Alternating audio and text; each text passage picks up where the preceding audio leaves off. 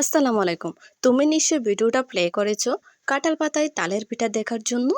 তাহলে আর দেরি না করে চলে যাই মূল রেসিপিতে।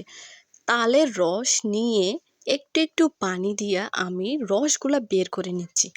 তাল থেকে রস বের করা কিন্তু খুবই কষ্টকর। এই জন্য অনেকেই তালের পিঠা খেতেই চায় না, কারণ কষ্ট বেশি হয় তাই। এইভাবে একটা চিকন চিকন ঢালাতে এইভাবে আমি তালটা ডলে ডলে একটু একটু পানি দিয়ে দিয়ে রসগুলা নিয়ে নিচ্ছি। তালের রস দিয়ে পিঠা কিন্তু খুবই মজা, একটু কষ্ট করে নেওয়া যায়। দেখো এইগুলা হয়েছে আমার সব তাল এইগুলা। তারপর এখানে লবণ দিয়ে পরিমাণ মতো চিনি দিয়ে দিয়েছি। চিনি যদি বেশি খাও বেশি দিতে পারো। তারপর দিয়েছি 1.5 চামচ বেকিং পাউডার। তালের রসগুলো খুবই সুন্দর লাগতেছে। চিনি, বেকিং পাউডার, লবণ দিয়ে দেওয়ার পর চামচ দিয়ে আমি ভালো করে এগুলো গলিয়ে নেব। তারপর এখানে দিয়ে দিচ্ছি চালের গুঁড়া। চালের গুঁড়া এইভাবে আমি ঝাঁকনিতে ঝেঁকে দেব। অবশ্যই ঝাঁকনিতে ঝেঁকে দিতে হবে। তো তোমরা পরিমাণটা ভালো করে দেখে নাও কতটুকু পরিমাণ দিতে হবে, বেশিও না কমও না। এইভাবে চালের গুঁড়া দিয়ে দেওয়ার পর আমি চামচ দিয়ে ভালো করে মিক্স করে নেব। কালারটা দেখো আস্তে আস্তে কীরকম সুন্দর হয়ে আসতেছে।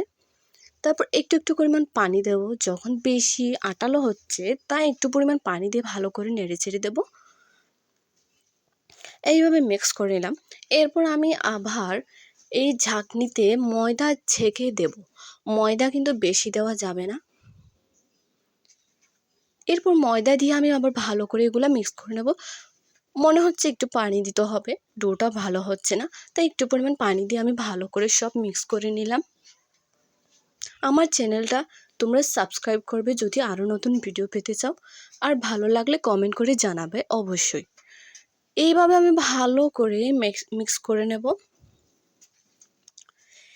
ডোটা ঠিক এরকম হতে হবে, তোমরা দেখে নাও এইভাবে করতে হবে ডোটা ঠিক। তো আমি ভালো করে মিক্স করে নেব ময়দা, চালের গুঁড়া আর তালের রসগুলা। আমার মিক্স করা হয়ে গেছে। আমি এরপর দেখো নারকেল ধুয়ে নিয়েছি, নারকেল কিন্তু কুটে দেব। নারকেল অবশ্যই দিতে হবে।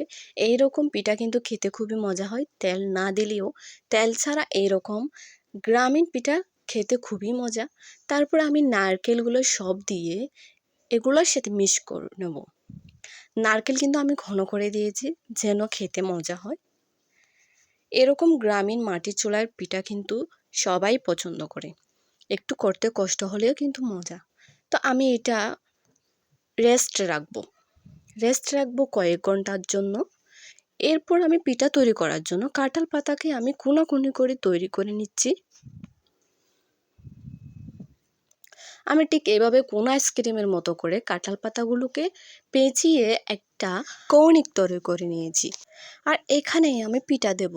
এইভাবে আমি সবগুলা কৌণিক তৈরি করে নেব। কিভাবে আমি পেঁচিয়ে তৈরি করতেছি তোমরা চাইলে দেখে নিতে পারো, শিখে নিতে পারো। এইভাবে পেঁচিয়ে কিন্তু নিচে ফাঁক রাখতে দেওয়া যাবে না। নিচে অবশ্যই ফাঁক রাখবে না, নিচে ফাঁক রাখলে পিঠা কিন্তু ওইখান থেকে বেরিয়ে আসবে। ভালো করে নিচ থেকেও যেন নাড়া থাকে। এইভাবে পেঁচিয়ে কিন্তু একটা একটা নারকেলের ছোঁয়া দিয়ে কিন্তু এইভাবে বেঁধে নিতে হবে। তোমাদের ভালো লাগার জন্যই ভিডিওগুলো করি। যদি ভালো লাগে চ্যানেলটা সাবস্ক্রাইব করবে, পাশে থাকবে। তো এইভাবে দেখো আমার সব কৌণিক তৈরি করা হয়ে গেছে। এরপর আমি একটু একটু করে পিঠা এখানে দিয়ে দেব। অবশ্যই বেশি দেওয়া যাবে না। আমি দেখো কৌণিকটার একটু আধা পরিমাণ করে দিচ্ছি, আধা আধা করে দিচ্ছি। ফুল কৌণিক পর্যন্ত কিন্তু দেওয়া যাবে না, কারণ এই পিঠাটা যখন আমি চুলায় দেব এটা ফুলে আরও উঁচে উঠবে। তাই আমি অল্প অল্প করে দিয়ে দেব। আর পিঠাটা দিব কোথায়? ধানের ছোঁয়া একটা পাতিলে দিয়ে ওইখানে পানি ছিটকে দিয়েছিলাম। বেশি পানি না, হালকা পানি ছিটকে দিয়ে ওইখানে কৌণিকটা ঘেঁটে দেব। একটা একটা করে সব কৌণিক ওইভাবে ঘেঁটে দিয়েছি। আর এইভাবে সব পিঠা আমি এই কৌণিকে নিয়ে ধানের ছোঁয়াতে গেঁথে দেব। এরকম গ্রামীণ পিঠা এভাবেই তৈরি করতে হয়। আর এইসব পিঠা হেলদিও হয়। তেলের পিঠা কিন্তু হেলদি না। তো কিছুক্ষণ পর দেখো, এটা কিন্তু হতে বেশি দেরি লাগে না। আসলে সব উপকরণ রেডি করতে একটু কষ্ট হলেও, দেরি হলেও, এটা চুলা থেকে হওয়ার জন্য দেরি লাগে না। তো ঢাকনা তুলে দেখছি হয়ে গিয়েছে। কালারটা দেখো, জাস্ট ওয়াও। তো আমি নামিয়ে নিয়ে একটা একটা করে নিয়ে নিচ্ছি।